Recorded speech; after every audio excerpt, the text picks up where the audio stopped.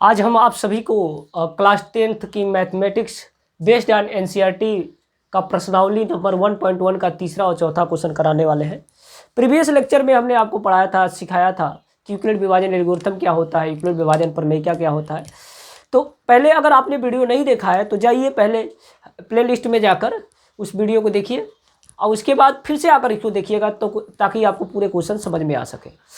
तो अगर आपने पीछे का लेक्चर नहीं देखा है तो प्लीज़ रिक्वेस्ट है कि जाइए पहले उसको देखिए फिर जाके यहाँ देखिएगा। तो क्वेश्चन नंबर 3 कह रहा है कि 616 जवानों की सेना की टुकड़ी है, 616 जवानों की सेना की टुकड़ी है और 32 बैंड के पीछे इन्हें क्या करना है, मार्च करना है। तो कह रहा है अधिकतम स्तंभों की संख्या बताइए जिसमें कि यह 616 जवान उनके पीछे मार्च कर सके। तो देखिए बात क्या कह रहा है, 616 जवान है, 616 जवानों की टुकड़ी है। तो 616 अगर जवान है उनको क्या करना है, 32 सेना के जवानों को टुकड़ी के पीछे मार्च करना है, यानी 32 सदस्यों वाली टुकड़ी के पीछे, आर्मी की टुकड़ी के पीछे इन्हें क्या करना है, मार्च करना है। तो कह रहा है अधिकतम संख्या बताइए स्तंभों की। अधिकतम की जब बात करेगा तो आपको कुछ सोचना नहीं है, आपको सीधा सीधा एसएफ निकालना। जैसे ही अधिकतम की बात किया आपको क्या निकालना है, एसएफ निकालना है। तो 616 है और 32 है, तो आपको क्या करना है, सबसे पहले इसमें देखना है कि बड़ा कौन। तो जो बड़ा है वही ए है, जो छोटा है वह बी है। तो बड़ा इसमें अगर आप देखेंगे तो बड़ा आपका क्या है, 616 है, तो इसका मतलब ए की वैल्यू हो जाएगी 616। 32 क्या है, छोटा है, तो बी की वैल्यू हो जाएगी 32। इतनी बात समझ में आती है। जो बड़ा है 616 हो जाएगा, जो छोटा है वो क्या हो जाएगा, 32 हो जाएगा। अब आपको क्या करना है, यूक्लिड विभाजन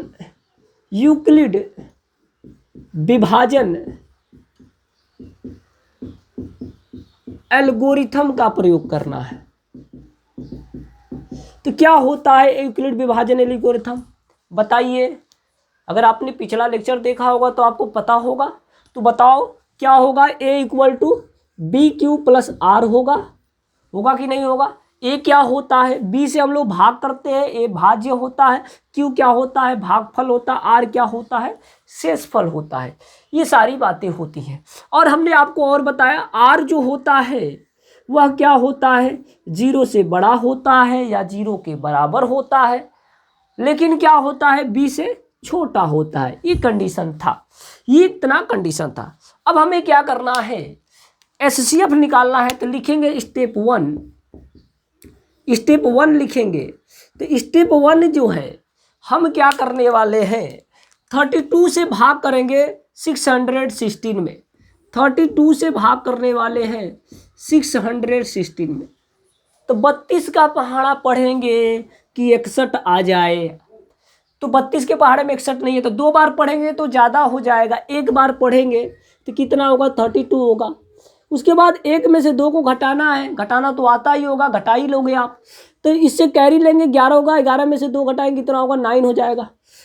अब यहाँ 5 बचे, 5 में से 12 लेंगे, यहाँ 5 में से 3 घटाएंगे कितना होगा, 2, 6 आएगा।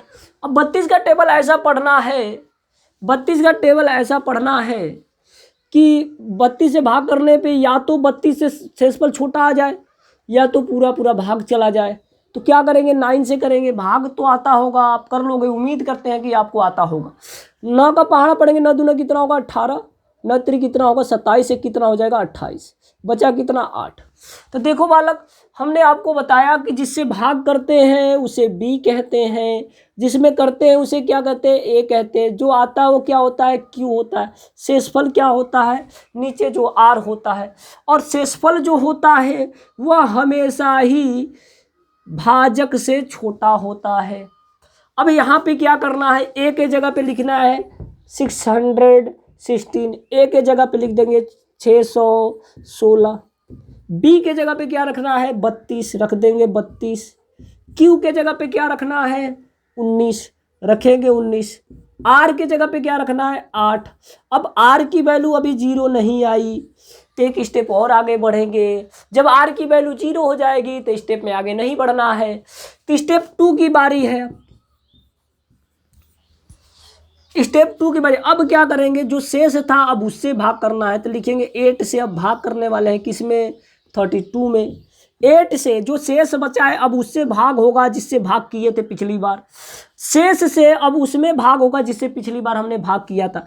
तो 8 का टेबल पढ़ेंगे, 32 कितनी बार में आएगा, 4 बार में।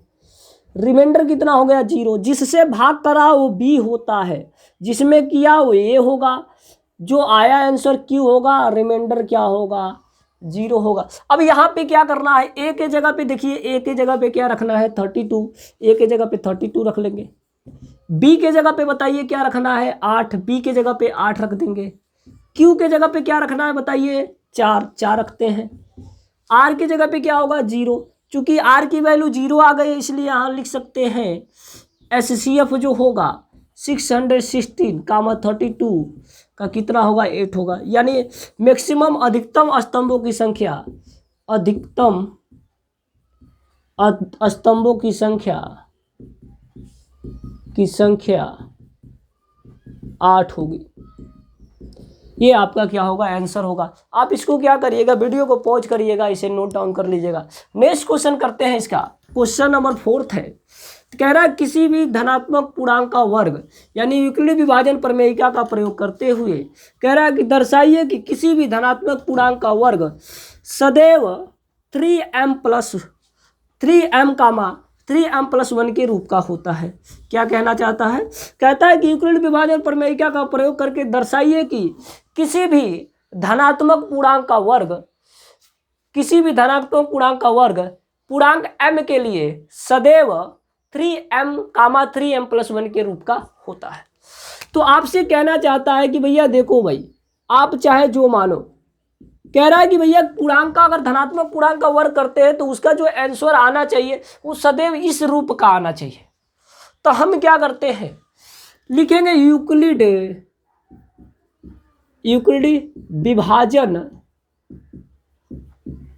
प्रमेयिका से यूक्लिड विभाजन प्रमेयिका से बातें हैं। तो यूक्लिड विभाजन प्रमेयिका का कंडीशन हमने आपको प्रीवियस लेक्चर में समझाया था। अभी पिछले क्वेश्चन में भी यूक्लिड विभाजन प्रमेयिका का जो फार्मूला होता है A क्या होता है, BQ + R होता है। तो R की जो वैल्यू होती है वो सदैव ही क्या होगी, 0 से बड़ी या 0 के बराबर लेकिन B से छोटी होगी। यानी यहाँ पे देखिए जो M के साथ होता है ना वही B की वैल्यू होती है, जो M के साथ है वही किसकी वैल्यू है, B की वैल्यू है। तो M के साथ क्या है, 3 है, तो B की वैल्यू क्या हो जाएगी, 3 हो जाएगी। तो B की वैल्यू अगर 3 हो गई तो आपको और समझना है कि अब कभी भी 3 से अगर किसी संख्या में भाग करते हैं तो जो शेषफल आता है वो हमेशा 3 से छोटा आएगा। अगर आप 5 से भाग करोगे तो शेषफल 5 से छोटा आएगा, 5 से बड़ा नहीं आ सकता। 5 से बड़ा तभी आएगा जब तुम गलत कर दोगे। तो शेषफल जो होगा वो हमेशा क्या होगा, 5 से छोटा आएगा। क्या आएगा, 0 आएगा। यानी 3 से भाग कर रहे थे, 1 आ सकता है और 2 आ सकता है। अब यहाँ पे स्टेप 1 लिखेंगे। स्टेप 1 में हम क्या लिखेंगे, R की वैल्यू सबसे पहले 0 रखेंगे और A फार्मूला होता है BQ + R। तो B की वैल्यू हमने कितना निकाला, 3। Q के जगह पे Q रख देंगे, R के जगह पे क्या रखेंगे, 0। तो कह रहा है किसी धनात्मक पूर्णांक का वर्ग की बातें हैं, अभी वर्ग नहीं हुआ, अभी यहाँ पे क्या करेंगे, वर्ग करेंगे। तो 3Q का भी वर्ग होगा, A का वर्ग किया तो A का वर्ग 3 का वर्ग, अगर 3 को 3 × 3 की लिख सकते हैं, बताइए। वर्ग करना है 3 का तो 3 × 3 लिख सकते हैं। और Q का क्या हो जाएगा, स्क्वायर हो जाएगा। इसके पड़ोस में हम आएंगे, इससे पूछेंगे देखो भैया चूंकि Q एक पूर्णांक है,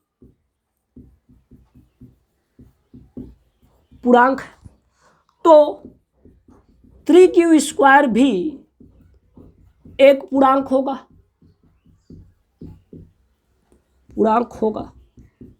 इसका मतलब M के जगह पे हम लोग लिख सकते हैं 3Q², क्योंकि क्या है, क्योंकि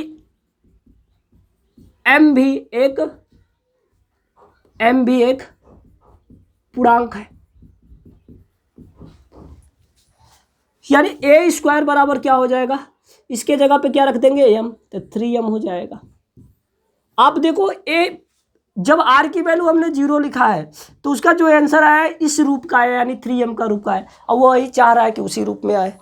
स्टेप 2 अगर इसका करें तो स्टेप 2 में अगर देखेंगे तो स्टेप 1 हो गया, अब स्टेप 2 की बारी है। स्टेप 2 में हम लोग क्या करने वाले हैं, आर की जगह आर की वैल्यू 0 रख दिया, अब क्या रखेंगे 1 रखेंगे। अब आर की वैल्यू क्या रखने वाले हैं 1, तो ए बराबर लिखेंगे फिर से B Q plus R, B की जगह पे क्या है 3 है, क्यू की जगह पे क्यू रखेंगे, आर की जगह पे कितना हो जाएगा 1। अब कह रहा है वर्ग करके बताओ क्या इस रूप का आता है कि नहीं आता है, तो हम वर्ग कर लेंगे आराम से, ए का स्क्वायर करेंगे 3q + 1 का भी स्क्वायर हो जाएगा। अब यहाँ पे a + b का होल स्क्वायर लगाना है, तुम्हें a + b का होल स्क्वायर याद होना चाहिए, याद नहीं है तो लिख लो आप, a + b का होल स्क्वायर बराबर क्या होता है a² + 2ab प्लस का क्या होगा b² होगा। अब यहाँ पे यही फार्मूला अप्लाई करना है आपको, तो यहाँ पे देखो a के जगह पे क्या है, a के जगह पे 3q दे रखा है, a के जगह पे 3q, b के जगह पे क्या है 1 है। अब जहाँ जहाँ जो है वही रख देना है सीधा सीधा आपको, तो लिखेंगे a², a के जगह पे देखिए 3q है तो यहाँ पे a के जगह पे 3q रखेंगे, इसके नीचे ही लिखेंगे, a के जगह पे 3q है तो यहाँ पे क्या रखने वाले हैं 3q, तो 3q का क्या हो जाएगा स्क्वायर हो जाएगा।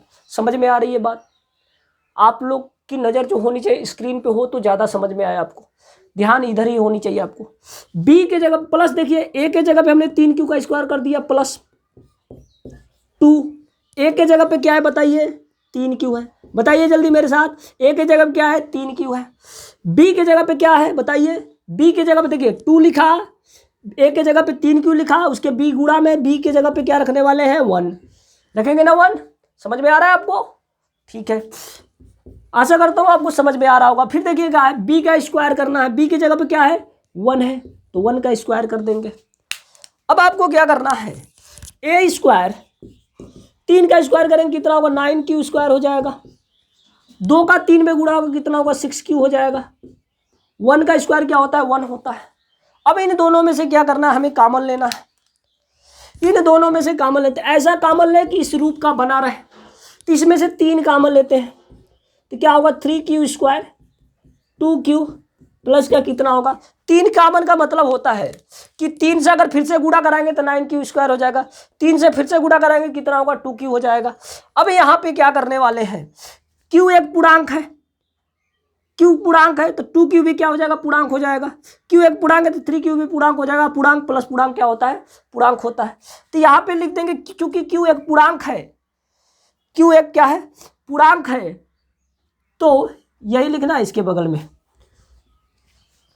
आप लोग ख्याल रखिएगा q एक पूर्णांक है इसके बगल में, तो क्या होगा 2q भी पूर्णांक होगा, एक पूर्णांक होगा पूर्णांक है, तथा 3q² भी पूर्णांक होगा